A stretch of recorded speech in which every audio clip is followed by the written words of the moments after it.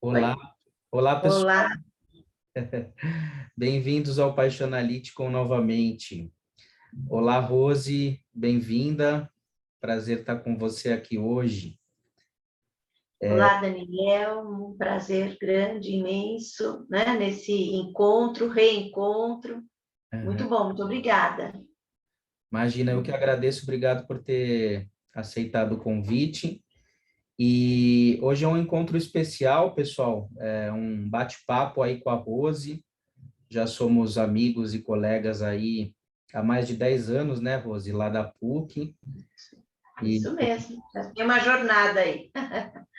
uma jornada de interlocução, né, de troca de saberes clínicos, né, de reflexões em comum, com um tema bastante caro a mim, a Rose, que é a tal da educação, né, das crianças, da sua interface com a psicanálise.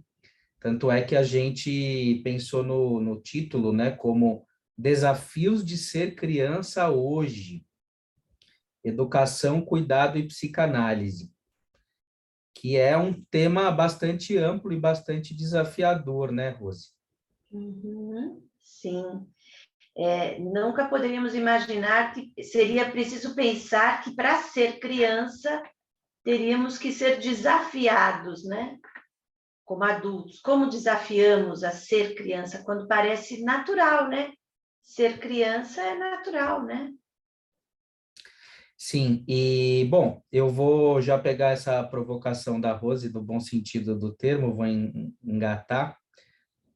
Mas antes disso, eu queria apresentar a Rose, o nome dela completo é Rosemary Jimenez Ventura Santos. Ela é psicanalista, psicopedagoga, pós-graduanda, pós-graduada pela Unifesp, USP e pesquisadora pelo ICR da FM-USP. É mestre em Educação pela PUC de São Paulo, no Programa de Supervisão e Currículo, e doutora em Psicologia pela PUC São Paulo, no Programa de Psicanálise e Sociedade. Então, Rose, vamos lá, você colocou uma questão importante, né? Afinal de contas, será que a educação ela deve servir para transformar a criança num adulto? Ou ela seria libertária no sentido de permitir que a criança continue viva no adulto? Uhum. Pois é, né? Quando a gente combinou de conversarmos, Daniel, eu fui tentar me inspirar um pouco, né? Já que a tua proposta é essa, né? De a gente reinventar o tempo todo. E Uhum. aí eu encontrei uma poesia do Carlos Drummond de Andrade, que se chama Igual Desigual, né? E ele vai falando, ele começa dizendo assim: eu desconfiava.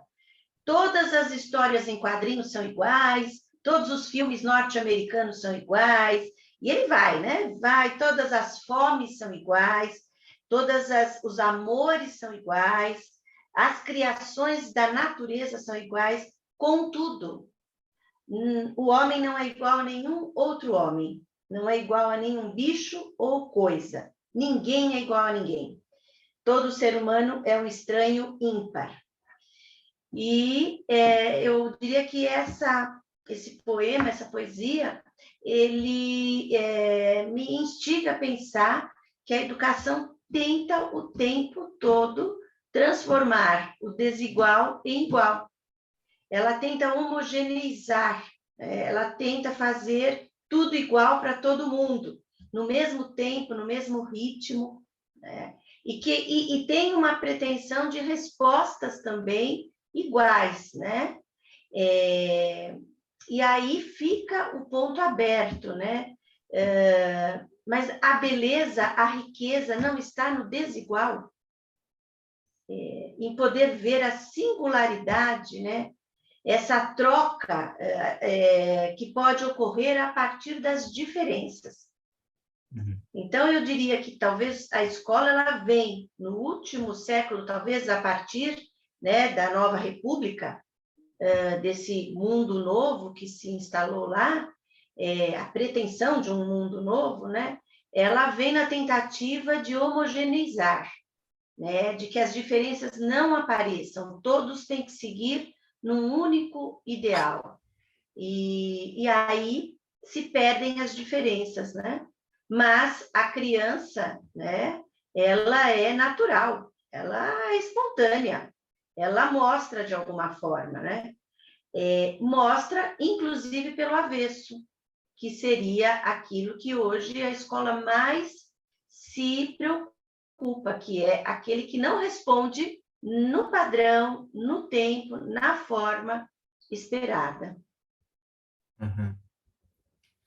Sim, agora eu penso dessa maneira também. Agora, ouvindo você falando, eu fico pensando um pouco, né?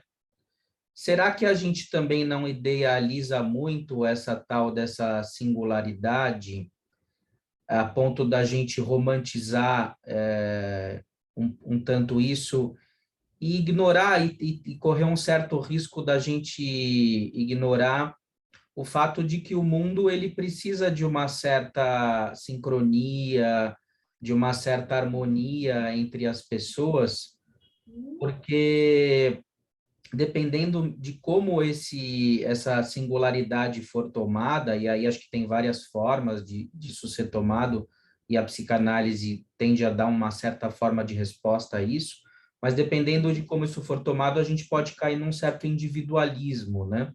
E aí o senso de coletividade, ele acaba se perdendo. Eu digo isso assim, porque eu sempre fui um aluno meio inadaptado, né? Eu sempre tive esse espírito irreverente, eu gostava de imitar os professores, fazia piadinha em sala de aula e tal. Então, eu sempre fui um cara meio infamiliar nesse sentido, um elemento anárquico que divertia, que era benquisto, mas ao mesmo tempo incomodava e era uma pedra no sapato. E até hoje, na psicanálise, eu sou meio assim, né? Um cara meio pentelho, né? Assim. Tem uma certa ambiguidade. E outro dia, justo a professora da minha filha, ela estudou comigo na faculdade de psicologia, por coincidência. Ela falou que a minha filha, ela possivelmente vai ser uma roqueira, alguma coisa assim. E ela chega na sala de aula, a primeira coisa que ela percebe é que a professora mexeu no cabelo, que ela retocou a maquiagem e tal, e ela está sempre se atendo a coisas assim que fogem do protocolo, né? Mas você tem que prestar atenção na aula. Por que você está prestando atenção no meu cabelo ou na tiara que eu estou usando, né? Então, de alguma forma é isso, né? Tem sempre uma tensão entre o coletivo e o individual, né? Ou a questão do sujeito, né? E não é fácil articular essas coisas, né, Rose? O que que você pensa disso, assim? Sim. Bom, primeiro a gente abre, né? Depois a gente fecha. Então, o que eu entendo é que a escola fecha. E a tentativa de abrir, que me parece, né, a sua filha faz, né, ela é rapidamente podada. Não estou dizendo que é o caso desse exemplo que É, você deu, né? não chega. Mas eu diria que é isso, né? É um ponto de tensão, o individual e o coletivo. É um ponto de tensão. Sem dúvida, eu concordo com você no sentido de que a escola tem uma função social. Essa de poder estar nesse coletivo, compreender qual é o jogo que está ali se passando, o momento em que eu posso entrar com a minha espontaneidade, né? E o momento em que eu vou ter que me segurar a minha onda aqui, né? Não é hora de olhar a fivelinha lá da professora, né? Mas eu diria, é esse lugar que me parece hoje, cada vez mais, uma tentativa de normatizar, né? O que é espontâneo, porque se eu fizer uma leitura assim muito superficial, a gente cai naquele lugar do ele não para quieto, ele só fala, ele fala na hora que não é para falar, né? Ele perturba, ele tira a professora do lugar, né? Mas é exatamente por tirar a professora do lugar que ele pode ser incluído de uma outra forma, sem dúvida. Se a gente pega só o sujeito, né, na sua singularidade, então nós vamos ter aí o que a gente também está vendo, né? Eu ganho um novo nome para esse sujeito e eu ganho uma família de advogados que vão na defesa desse sujeito. Esse lugar do social, dessa função social que a escola ocupa e tem que existir, né? Mas vocês é que têm que entrar na minha. Então, não se trata de quem é que vence, quem é que sabe mais, quem é que tem a resposta final, porque a resposta final, ela não existe, né? Mas é na medida em que eu posso aparecer, em que eu posso surgir, é que eu também posso ouvir desse outro algo do tipo, não, agora não. Né? Então, é esse jogo de forças. Uhum. Mas é um jogo que pode virar um jogo criativo. Né? E não aquele que vai impor essa é a minha regra, e não existe discussão nesse sentido, não existe conversa. Talvez o que exista seja discussão, não existe diálogo. Né? Uhum. Aí é que se abafa, né? Penso que é um pouco por aí, né? E talvez hoje a gente esteja vivendo o auge desse movimento de abafar as individualidades. Porque nessa riqueza das individualidades, dele poder entender que ele tem algo a contribuir para esse coletivo, é que a gente pode fazer um novo jogo, né?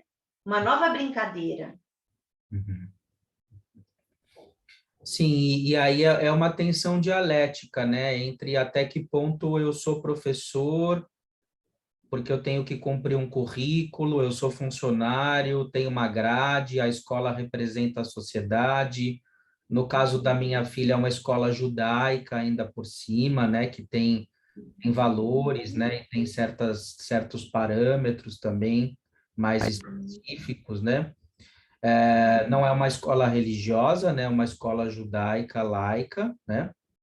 Mas, enfim, tem uma série de hierarquias e referentes simbólicos, né? E aí eu fico pensando, né, que quanto mais o profissional ele tiver livre, né? Ele tiver uma licença poética, mais o aluno também vai ter, né?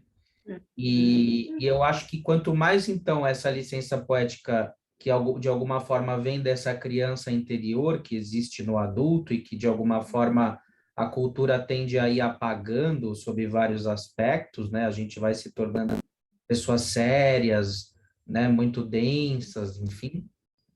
A mesma coisa corre o risco de acontecer com a criança, uma reduplicação dessa normopatia, né, que a gente vê da produtividade, do trabalho, né, e com pouco lugar para o ócio, para a criatividade, para as artes, né, é claro, isso a grosso modo, né, porque tem escolas que trabalham mais, que têm um olhar mais voltado para isso, outras tendem a ser mais conservadoras e mais intolerantes, né.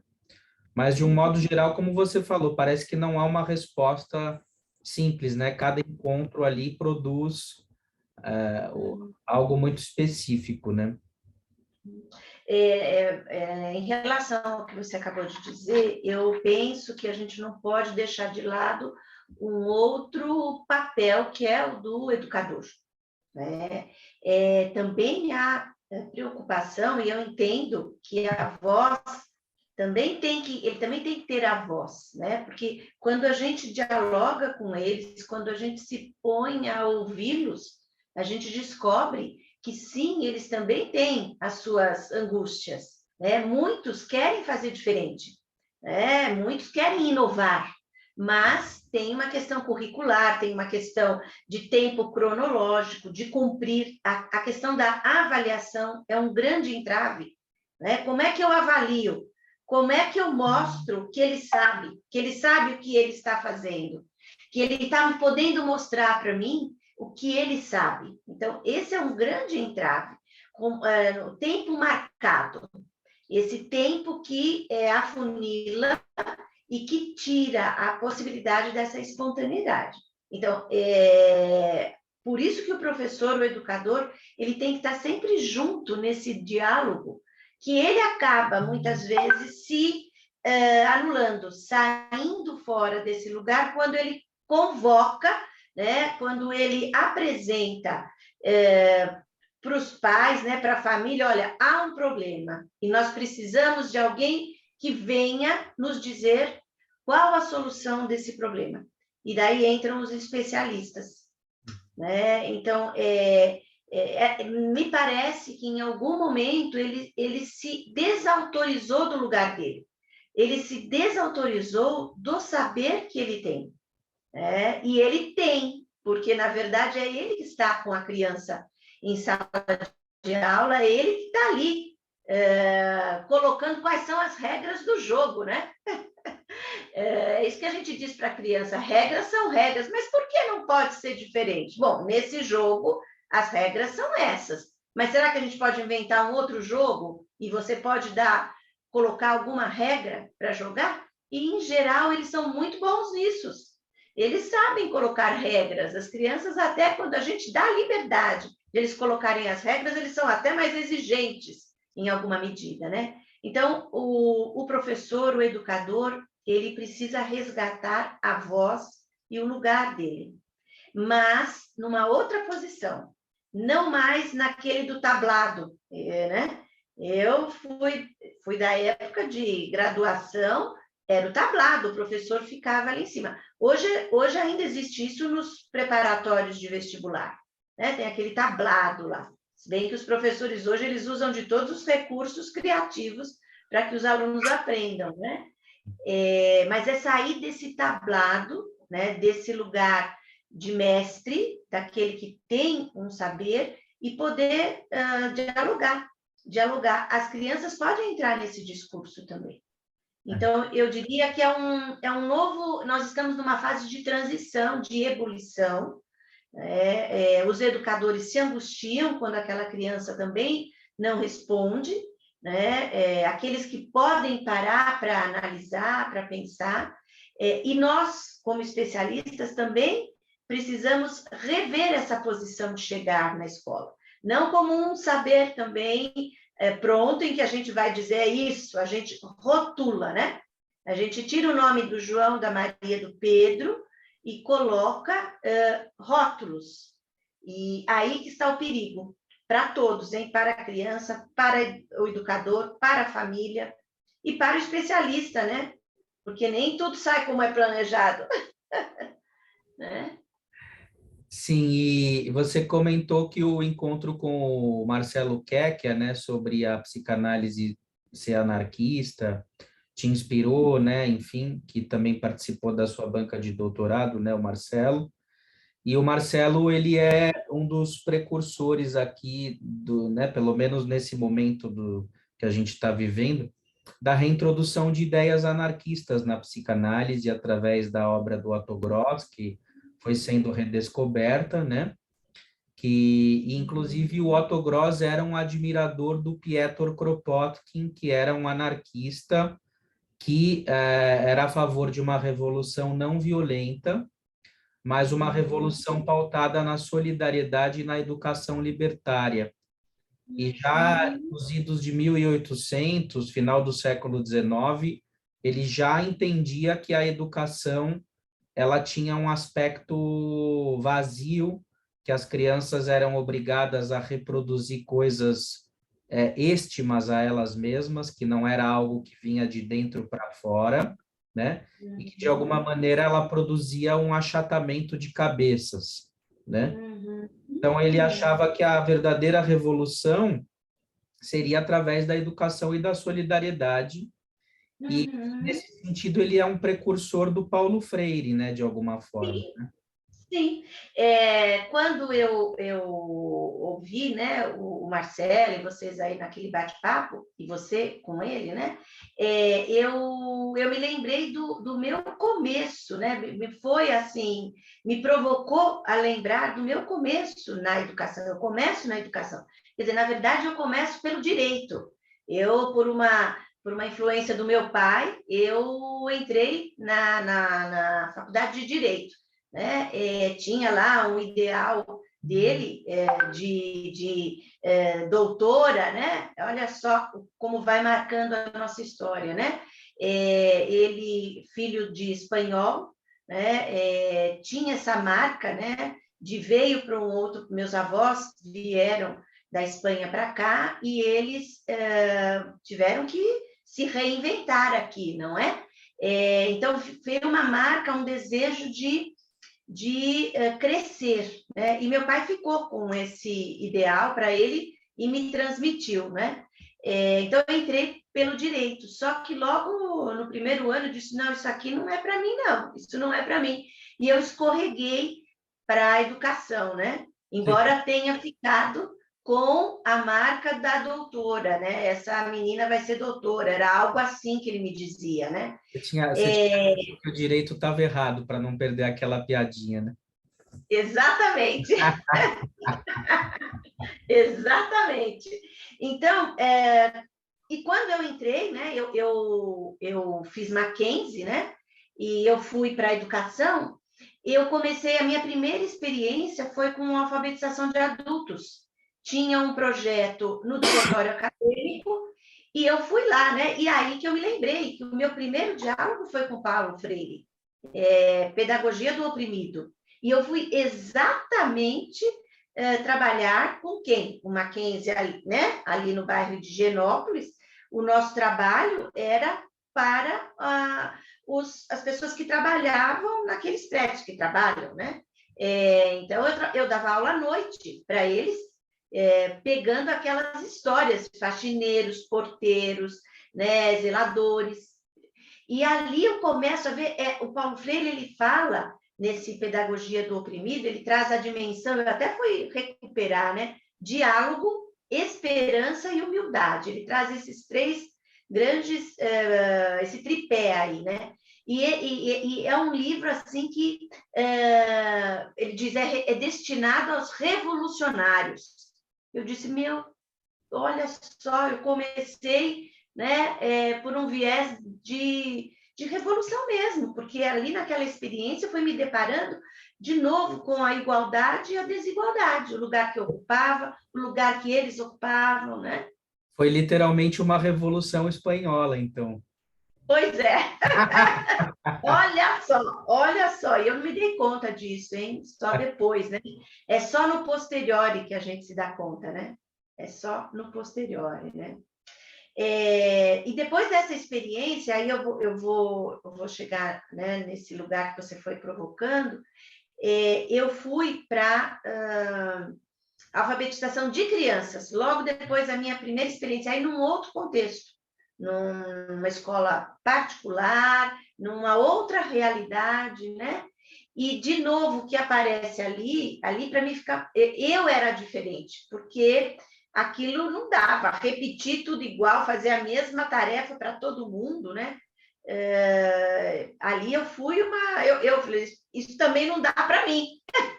Mas eu insisti, ali eu insisti no sentido de pensar, é possível fazer diferente.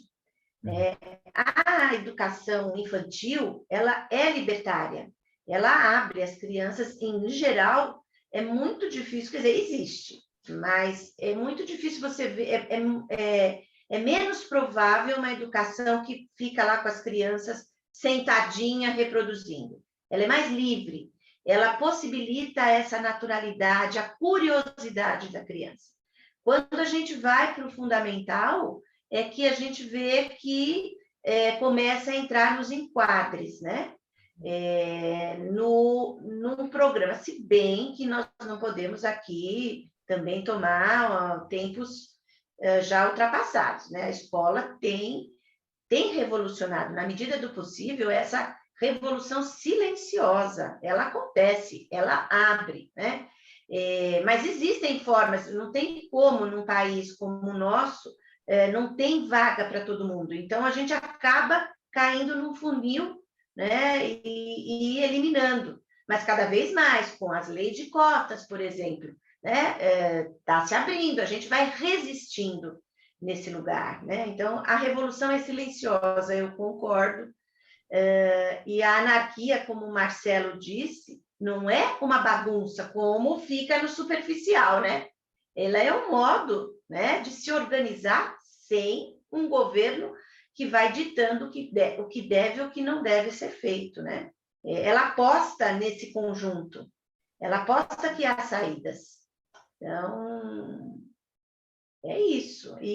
Mas eu sempre fui pelos excluídos, por aquele que não aprende, né? Então, lá, o meu começo foi, eles estão fora, né? Como é que eles podem fazer parte? Como é que eles podem ler? Como é que eles podem fazer contas, né? Como é que eles podem pensar no que eles estão fazendo? Daí vou lá com as crianças, aquele que não aprende. Mas por que ele não aprende? Essa foi a minha questão. Será que ele não aprende mesmo? E talvez a gente chegue na resistência do educador. Como a gente fala que a resistência está sempre no analista, não é isso? O educador, ele repete a mesma ideia. Por que eu não posso fazer de outro jeito? Por que precisa ser dessa maneira? Por que eu não posso entrar com um jogo? Por que eu não posso entrar com uma história? Por que eu não posso entrar com o teatro? Por que eu não posso entrar com a música? É isso que a psicopedagogia, quando ela vem nesse lugar também de revolução. Pena que hoje ela já não é mais psicopedagogia, ela é neuropsicopedagogia. Ela também se rendeu, talvez, ou teve que conjugar, em alguma medida, para se manter, né? Mas ela vem no sentido de que aprender é natural, e é natural aprender. Eu não sei até onde alguém pode chegar, independente do seu aparelho neurobiológico. Ele pode avançar, ele pode ir. Ele pensa, ele tem ideias, né? Então, e eu sempre fui por esse caminho, pelo caminho dos excluídos. Isso me chama, isso me atrai, né? De fato, mas no sentido de que todos têm voz. E eu diria que o Paulo Freire é a maior representação que a gente poderia ter aqui no nosso país, né?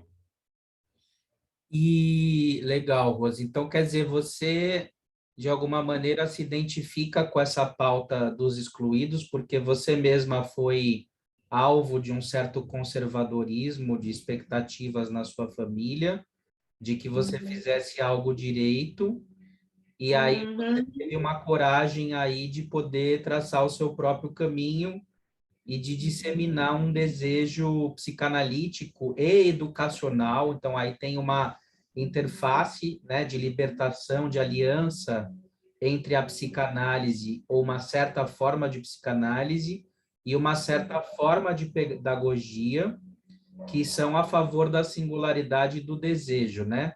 Que tem a ver com a criação, com o respeito, né, ao movimento desejante de cada um, né? Então, você se conectou pela psicanálise, pela educação de uma maneira muito singular, através do espírito revolucionário, né, de uma resistência à submissão, né?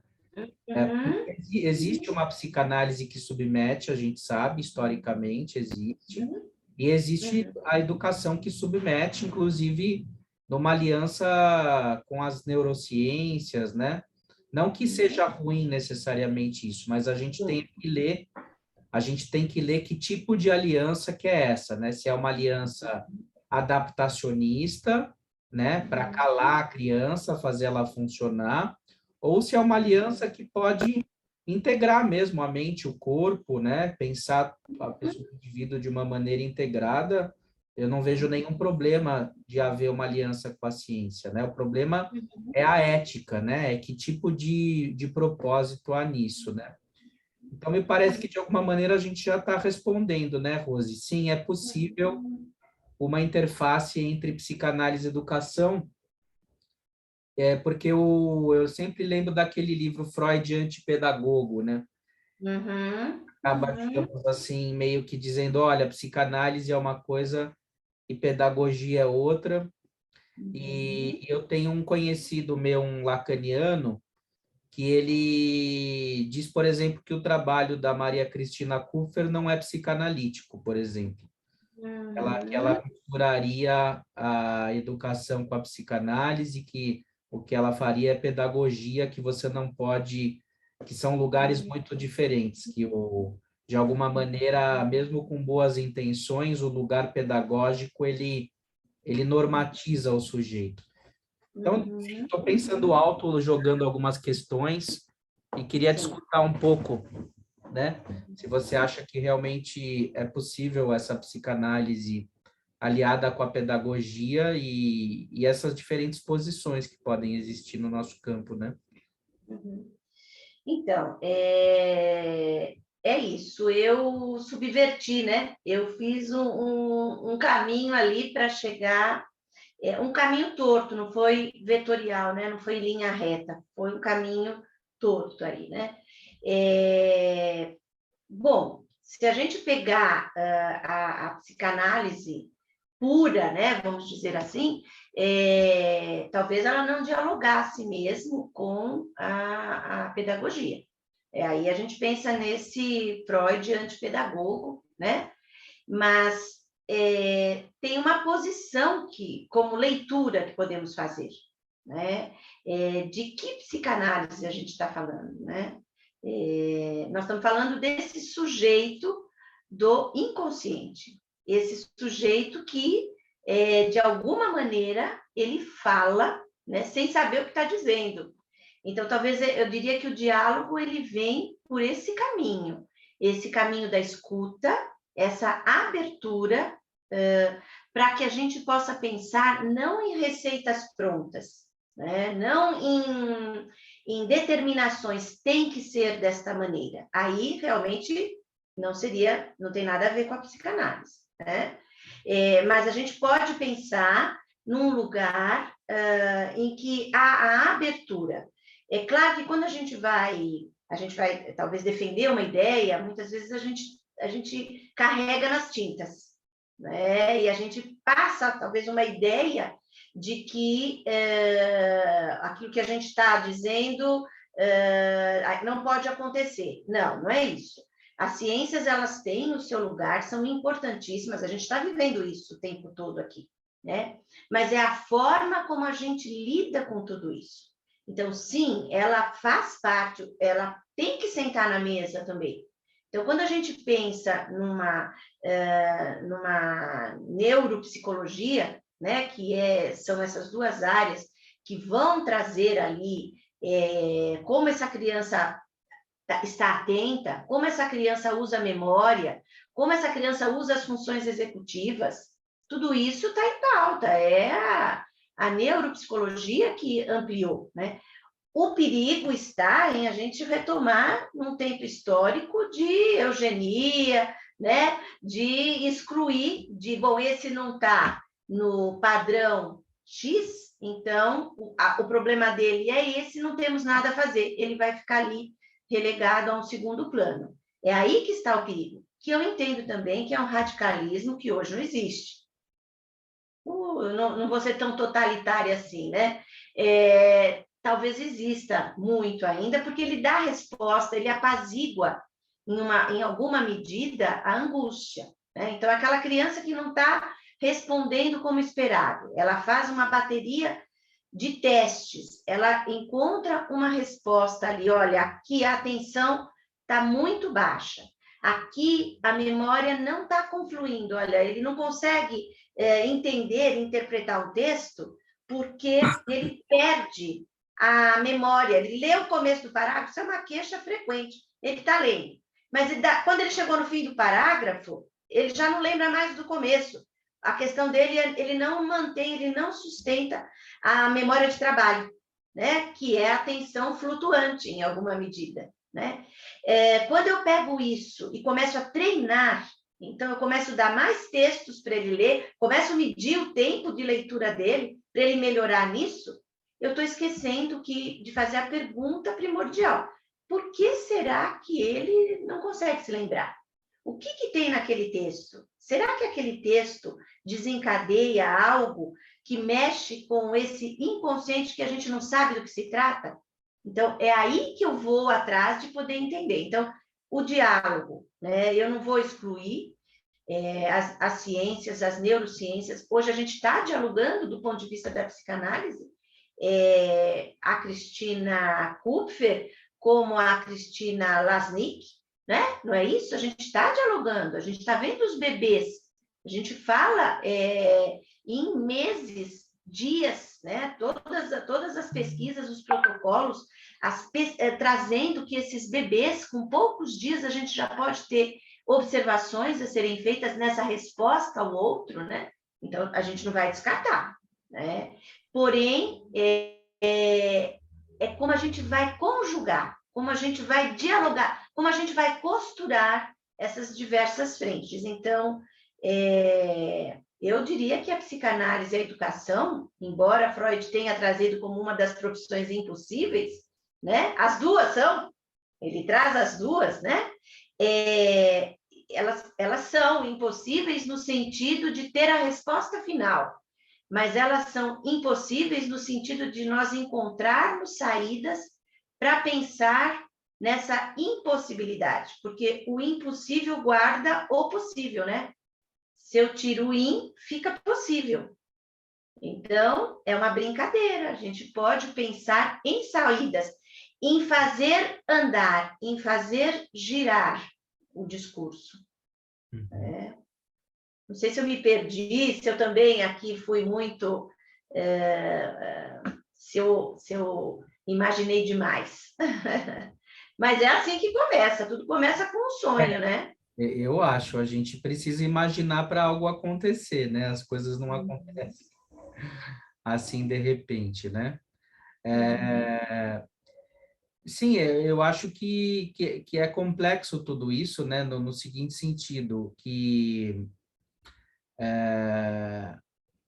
evidentemente que devem existir diferenças cerebrais, genéticas, né? Na inteligência, em certas habilidades motoras, né? Eu, pelo menos, acho que a psicanálise não tem ferramentas para dizer que tudo isso é derivado da constituição psíquica. Eu acho que devem existir predisposições, né, de cada um a habilidades matemáticas, talvez, a certos modos de pensamento, ao espectro amplo da inteligência, habilidades motoras. A gente vê, tem crianças muito pequenas que você sequer ensina elas a nada, uma se pendura de cabeça para baixo não sei aonde, e a outra, digamos, já tem está quase que robotizada nas suas atitudes, né? E de alguma maneira é como você falou, né? Essas primeiras experiências precoces, né? Entre a mãe e o bebê, entre a criança e o seu outro, são muito importantes na constituição de tudo isso, mas a gente não sabe a rigor a relação causal entre uma coisa e outra, né? Não dá para dizer, essa criança é uma bailarina e o outro é um gênio das matemáticas, porque a maternagem de um foi assim e a do outro foi assado. Não há como estabelecer uma relação causal pura e simples dessa forma, né? Eu acho que tem uma complexidade de coisas que, de alguma maneira, a ciência pode nos ajudar a entender, né? O problema seria o uso que se faz da ciência. A ciência, a gente pode fazer uma bomba atômica ou fazer vacina para Covid, né? Tem muitos usos, né, daquilo que se pode... E da pedagogia e da psicanálise também. Também. Enfim. Também. Então, a questão, né, Daniel, acho que é pensar o problema, o fracasso, como só relacionado incapacidade pessoal. É aí que está o ponto, né? De a gente tratar o problema, o fracasso, o desempenho dentro daquilo que é esperado para um padrão, como uma incapacidade pessoal. Então, se eu posso fazer uma fotografia de como essa criança ela age com todas as funções que ela tem, né? As executivas, a de memória, a de atenção, o raciocínio lógico, matemático, linguístico, eu posso fazer fotografias de tudo isso. O ponto é para que servem essas fotografias? É para rotular essa rapidez, e talvez aí a gente esteja entrando no momento contemporâneo, a rapidez, né, com que se fotografa, né, eu pego a cena fixa e fecho numa nomeação, numa classificação de sintomas, né? Hoje a gente tem os checklists, né? E tomo isso como uma verdade absoluta.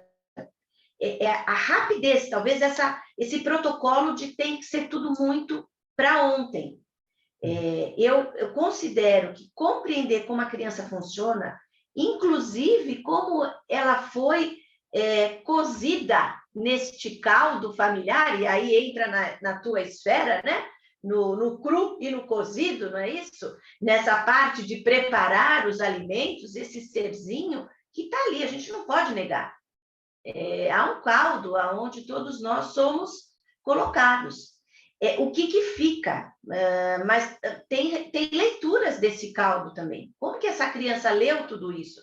Ela pode ter sido uma subversora, ela pode também ter subvertido a ordem e dito, eu vou ficar de ponta cabeça aqui, por mais que eles queiram que eu fique sentadinho.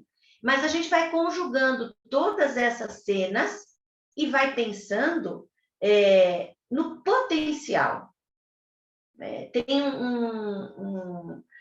assim como o Piaget, né, o Vygotsky, ele traz essa dimensão do potencial.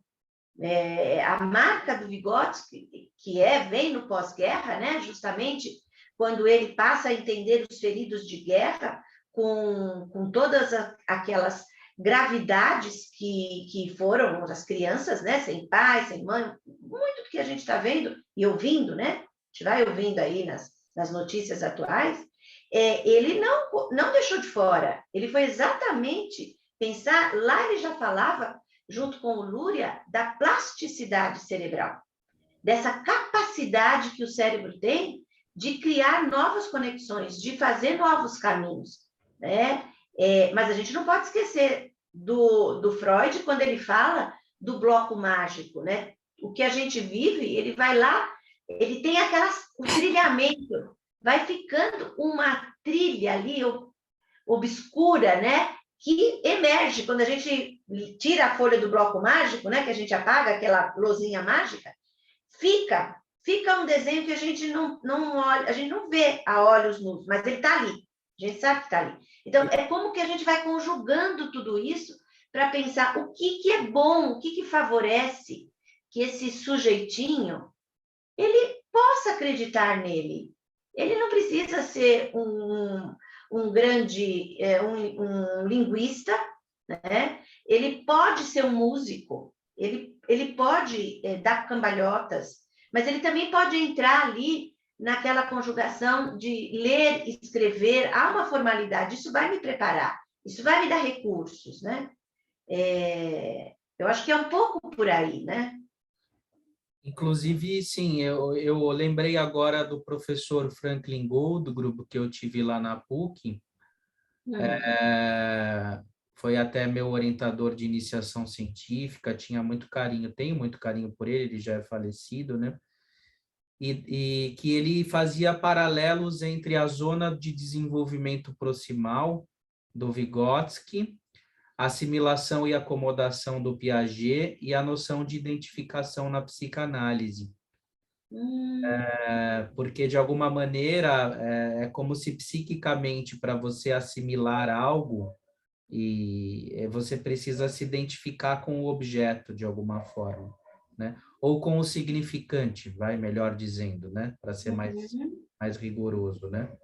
Então, tudo aquilo que a gente aprende, a gente está colocando dentro da gente, então tem um espectro emocional e cognitivo ao mesmo tempo. Não é só cognitivo e não é só emocional. Por isso que a Uhum. psicanálise ela teria um papel muito importante na educação, não de ser Uhum. uma educação psicanalítica, mas Uhum. da tipo de convencer a criança de que o inconsciente existe, ou Uhum. ela entender o complexo de Édipo, não nesse sentido, óbvio, mas no sentido dela poder juntar as suas dimensões emocionais e cognitivas e motrizes, né, de uma Uhum. forma coerente com ela, para que isso possa viver em relativa harmonia, né? Uhum. Então é isso. Eu depois de vários anos eu fui dar aula em universidade, dei no curso de psicologia, no curso de direito, inclusive, sobre Uhum. criminologia. E dei no Uhum. curso de pedago também, e eu usei muito desses materiais de Uhum. Vygotsky, a educação, Piaget e a Uhum. psicanálise pegando essa interface. Então, de alguma maneira, também foi uma resposta a essa minha postura de aluno, meio irreverente, meio assim anárquico, mas que hoje está em sintonia comigo, graças à psicanálise, né? Que na verdade me deu potencial para que eu fosse eu mesmo, né? Para que eu pudesse usar isso como uma ferramenta de transmissão da minha verdade. E você também está fazendo isso através da psicanálise como uma forma de transmissão da sua verdade, e a gente está aqui compartilhando isso como um testemunho de vida, né? Sim, sim. E você me fez pensar, né, nesses aspectos que você abordou, na questão da transferência, porque entre o ensinante e o aprendente, né, a instalação dessa autorização, né, para que o outro me ensine. Tá na ordem daquilo que eu estabeleço, dessa relação que eu estabeleço com o outro. Estou tentando trazer isso de uma forma mais simples, porque a psicanálise, e isso eu tenho escutado muito você trazer nos convidados que você, nas postagens que você faz, nos convidados que você traz, essa linguagem que vira um linguagês particular da psicanálise que acaba ficando em transferência, né? O que é esse negócio de transferência? Mas eu transfiro? É o pagamento? O que quer dizer transferência, né? Uhum. Então, essa relação de vínculo, vamos chamar assim, dentro da ordem mais da pedagogia, né? Eu aprendo com aquele que eu autorizo, com aquele que faz vínculo comigo. Né? Se o professor chega dizendo, cala a boca, menino, vou levar você para a diretoria, olha, está fora de hora esse comentário, ele corta, né? A partir do momento que ele abre a possibilidade de para que chegue a brincadeira e que ela possa fazer ali uma entrada interessante, alguém me escutou, porque nós sabemos qual é a demanda, há sempre uma demanda por detrás, né? Acho que isso a psicanálise anuncia. Há uma demanda, alguém está querendo dizer algo, o que é que ele está querendo dizer? Sim, e a questão, eu acho que quando você fala de transferência, eu penso muito no amor sempre, né? No amor de transferência e no amor na transferência, que é o amor que está contido nos gestos e nas palavras. E de alguma Uhum. maneira, o professor ele precisa é aquela típica profissão que você precisa amar para você poder estar ali. O psicanalista também. Outras profissões não vou me atrever a dizer quais, mas talvez não precisem de tanta paixão, principalmente as que estão mais preocupadas com poder, prestígio e dinheiro. Mas no caso dessas Uhum. profissões que lidam com a alma humana, né? Uhum. Realmente precisa. E você me fez lembrar que eu sempre fui avesso às disciplinas exatas, né? Física, química, matemática e tal. Biologia eu gostava mais. Agora, eu cheguei no cursinho e eu encontrei um professor de química maravilhoso. O cara era muito engraçado, ele fazia piada. E por um breve período eu comecei a acompanhar as aulas dele, eu consegui entender o que ele estava falando, porque eu gostava dele. Uhum, é Depois, isso. depois não sustentou muito, porque a minha bagagem de química era muito fraca do colégio, então tem uma hora que, enfim, isso pode se esvair também. Eu também hoje não sou um cara que coloca assim, o amor, ele vai libertar o mundo e tal. Eu não sou tão idealista assim quanto eu gostaria. Uhum, Também tem um limite para o amor, assim, por conta do limite humano, né? Assim, a gente faz o que pode quando há amor melhor, né? Se puder ter mais uhum, amor melhor, mas também assim, estamos aí fazendo o que pode, nem sempre é possível amar tudo o tempo todo, né? Então, o que eu quero dizer com isso é que cada um possa plantar a sua semente de amor na sua própria vida, na sua relação com os outros, e com certeza o mundo vai ser um mundo melhor, né? uhum. É, pelo menos pôde sustentar um tempo, né, com a química, no que você está dizendo, você pôde sustentar uma conversa com a química, né, pela via do professor. O professor. Isso. Então, por amor, vamos dizer assim, você teve ali uma pequena paixão com a química, né? Isso, exato. Eu gostava, eu estava de alguma maneira é, amando, né? Era uma certa forma de amor com esse professor, né? E aí, Uhum, consequentemente, o saber que ele transmitia também tinha um brilho, né? Então, isso diz muito da constituição do ser humano, de que maneira a gente aprende, né? uhum. E do E quanto. não é isso, Daniel, que a gente vê, especialmente com os adolescentes, né? Quando eles trazem, aquele professor não gosta de mim, né? Ou ao contrário, olha, eu odeio a física, mas aquele professor, mas ele é tão legal que eu não posso deixar de fazer os exercícios. Eu tenho que fazer porque ele espera algo de mim. Então, não há quem não lembre de um professor. Não há quem não faça uma referência. Não há quem não diga que fez toda a diferença na minha vida. Muito mais do que o conteúdo da disciplina. Claro que o conteúdo contribui, não se trata de negar, mas é pela figura, por esse lugar de identificação, né, que o professor ele traz, que ele se apresenta. Então, se ele pode ouvir, né, o adolescente, se ele pode dar essa escuta, né, pode fazer toda a diferença, pode mudar completamente o cenário, né? Então, sim, conhecer, talvez, a psicanálise no lugar do próprio professor, né? Eu diria que é aí que entra a questão. Veja, para uma formação em psicanálise, você se autoriza por si, não é isso? Porque você vive o seu processo, né? É o teu processo que vai fazendo você se tornar um analista. Deveria existir isso? Eu diria que em todas as carreiras, não? Viver esse processo essa auto-intimidade de você com você mesmo. Né? Então, o que aquele aluno provoca? Então, muitas vezes, quando você vai numa conversa para falar de um aluno que não está rendendo, só de você perguntar para o professor, mas o que esse aluno provoca em você?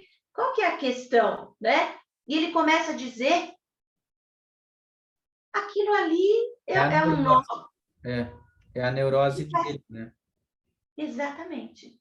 Né? Então, por que não o professor poder viver isso, né? Que a gente sabe que o grupo da Cristina Kupfer, na formação lá de professores, ela trabalha isso, que os professores possam falar, né, dos seus alunos, eles trazem as questões que os implica na relação com o aluno, né? Porque somos humanos, né? Nós não somos máquina. embora hoje ela faça parte, né? Há quem diga que você só precisa ter a mão, a sua memória está toda na sua mão. Você não precisa ter memória, só a mão que você precisa ter, ela está toda aqui, né? Sim, Bom, ajuda. na sua mão você pode ter uma mão também, né? Uma mão, saborear, né? E saborear. Né? Exatamente. Rose, Exatamente. então, olha, fechamos com chave de mamão hoje, Uhum, mamão uhum. Rósio em homenagem à Rose. Tá ótimo, muito bom. Muito, muito rico, uma conversa mais aberta do que fechada, né, pessoal? Daria para ficar horas falando, mas a gente Uhum. pode também organizar novos encontros, né, e ir pensando aí em desdobramentos, né, Rose, dessa temática tão rica. Sempre há possibilidades, né? E a gente se encontra pelos caminhos aí que vão se apresentando. Muito obrigada, Daniel. Legal, Rose, eu que agradeço. E é isso aí, pessoal. Sigamos então com o Paixonality com Drops. Novidades em breve. Um grande abraço a vocês, hein? E ó, para ir no banheiro, precisa levantar a mão e pedir para o professor, hein? É isso aí. Tchau, tchau, Tchau, tchau, um Daniel. abraço.